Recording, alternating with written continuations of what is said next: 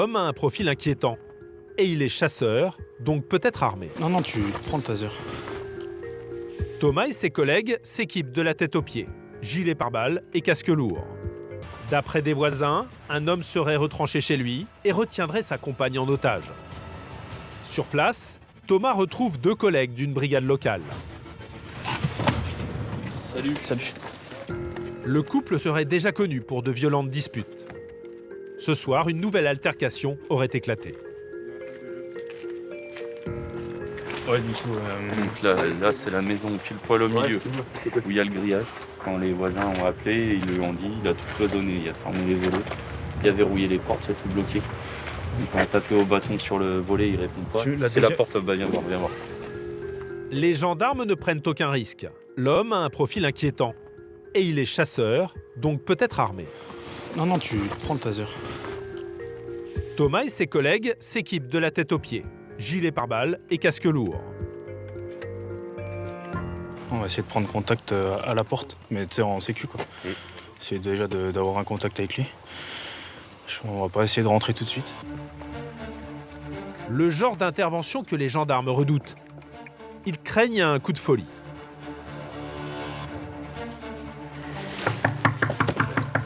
C'est la gendarmerie, monsieur. Vous pouvez sortir, s'il vous plaît. Vous sortez, vous mettez les mains devant, s'il vous plaît. Derrière la porte, l'homme refuse d'ouvrir. Monsieur, on vous a signalé des bruits comme quoi vous vous êtes battu avec madame, peut-être. Alors vous sortez, s'il vous plaît. Monsieur, vous sortez les mains devant pour qu'on puisse voir vos mains. Monsieur. Il refuse d'obéir. Thomas intervient.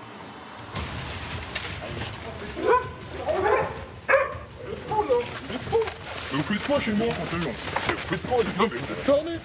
Bon, mais vous êtes tarnés, vous. Qu'est-ce que vous faites chez moi, me prendre comme ça? Mais vous êtes fous, là. L'homme est furieux. Mais avant de l'écouter, les gendarmes veulent s'assurer que sa compagne va bien.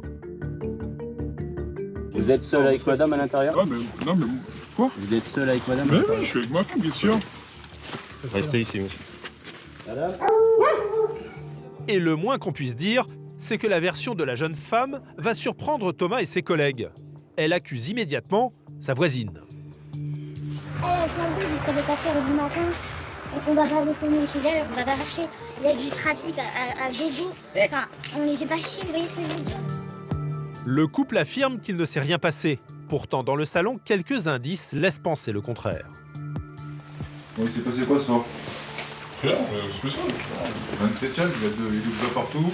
Dans les escaliers, il y a des trucs à couler, donc il s'est passé quelque chose. Ah, donc il y a de couple. Donc il s'est passé quelque chose. Le sang sur la table, donc il est apparu comme ça. Je sais pas ce que c'est. Pas d'explication, et l'homme est franchement tendu. Je vous parle, vous m'agressez déjà. Déjà, dites-moi bonjour, monsieur. Quand on rentre chez les gens, on dit bonjour. Hein? Et alors, vous êtes obligé d'amener le psy? Donc vous n'avez pas fait mon métier, donc... Non, mais je vous apprends pas votre métier, moi, monsieur. Je vous apprends pas votre métier. Moi, je vous apprends juste la politesse. Dans ce genre d'affaires, les gendarmes ne peuvent prendre aucun risque. En France, une femme meurt tous les 3 jours sous les coups de son compagnon. Chacun fait ce qu'il veut chez soi, vous avez moment. C'est pas parce qu'on entend quelqu'un crier que c'est forcément la victime, c'est pas parce qu'on entend quelqu'un crier. Non, mais après, voilà, vous savez très bien qu'en ce moment, il y a pas mal de femmes qui meurent sous les coups des hommes. Donc voilà, on est obligé de prendre nos précautions. Ce soir-là, personne ne portera plainte. Les gendarmes n'ont pas suffisamment d'éléments pour séparer le couple. Une dispute de couple, hein, d'après monsieur et madame. Donc après, des éléments qu'on avait au départ, nous, c'était vraiment des violences, d'après les voisins, les cris, etc. Et ensuite, c'est les enquêteurs d'Auxonne qui vont décider des suites pour monsieur. Ces violences conjugales, les gendarmes ne les prennent jamais à la légère. Dans le département, elles ont augmenté de 33% en un an.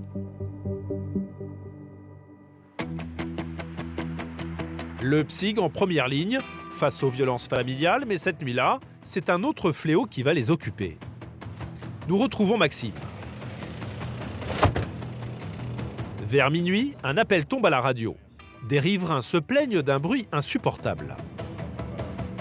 Le centre des opérations nous a signalé un rassemblement de voitures sur le parking d'une grande surface. C'est des habitants qui habitent relativement loin en plus, qui ont entendu les bruits. On en déduit qu'ils sont en train de faire des rodéos avec des voitures relativement puissantes. Un rodéo sauvage, un phénomène qui prend de l'ampleur un peu partout en France. Une fois sur place, Maxime comprend vite ce qui agace les voisins.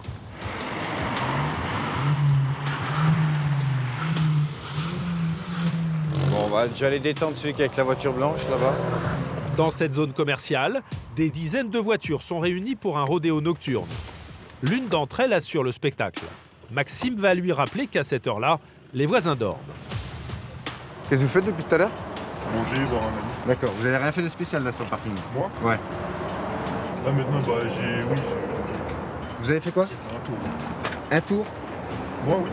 Ou plusieurs tours? Non, moi honnêtement. Au rupteur? Ah non. Non? Allez, présentez-moi les documents là. Un premier participant qui va sans doute très vite se calmer. Mais au même moment, un autre bruit assourdissant résonne sur le parking.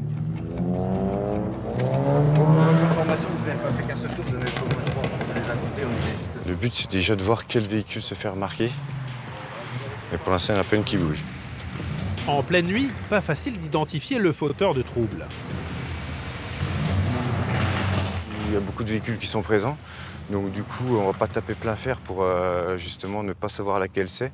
Et si on y va plein fer et tout le monde va dire bah c'est personne. Donc là, on essaie d'identifier avant tout le véhicule qui commet le désordre. Et après, ça permettra d'aller le contrôler et le verbaliser éventuellement. Pour identifier le conducteur, beaucoup trop bruyant, Maxime décide de sillonner discrètement le parking. Faut identifier la voiture qui fait du bruit surtout. Donc je me refous là-haut? Ouais. Et soudain, au beau milieu des voitures, il repère l'auteur des nuisances sonores. Monsieur, bonsoir. Vous nous suivez s'il vous plaît? On va se mettre en face. Un fan de tuning qui va regretter d'avoir croisé les gendarmes. Je vous laisse éteindre le moteur de votre véhicule s'il vous plaît. Me présenter, permis de conduire, carte grise assurance. Bon, c'est un petit rassemblement de sonorisation ce soir ou comment ça se passe? Bon, c'est un petit rassemblement de voitures, oui, effectivement. D'accord. Et j'en déduis qu'au vu du bruit de votre voiture, vous avez contribué au spectacle. C'est-à-dire? Bah, faire des vrombissements de moteur, etc. On a tous fait du bruit, oui. Ouais. Non, ça fait beaucoup trop de bruit, je le sais. Ouais. J'ai... C'est bien de le reconnaître déjà. Oui, non mais j'ai le catalyseur. En fait, si vous voulez, j'ai modifié mon échappement tout à l'heure. Là, je vois que ça va pas. Je l'ai dans le coffre, je vais le remonter parce que là, ça fait beaucoup trop de bruit. Ouais. Là, honnêtement, je le sais. Et la solution alors pour que ça cesse tout ça, c'est quoi? C'est de la verbalisation? Parce que c'est bizarre, depuis qu'on vous a sorti du lot, il n'y a plus de bruit quand même là-bas. Bah écoutez, nous on est au rond-point depuis 10 minutes. Ils vous ont vu? Ah bah oui, mais on est reparti là. Oui, c'est sûr, mais enfin bon, Alors, vous m'avez suivi, donc... ah bah oui, il fallait bien que je commence à identifier des personnes. Je me doute, Et quand vous êtes passé juste à côté de nous, vous avez été vite identifié. je me doute. Donc pour vous, je vais vous verbaliser ce soir. Montant de l'amende, 135 €. Une soirée tuning qui coûte cher. Là, c'est quand même vraiment pas de chance, quoi. C'est la première fois, il y avait d'autres voitures qui faisaient un peu le bazar, et je pense qu'il y avait d'autres personnes plus dangereuses à verbaliser que moi, quoi. Et bien comme ça, vous mettez en conformité, ça évitera de vous faire verbaliser les prochaines fois. C'est tout bon, monsieur? C'est tout bon.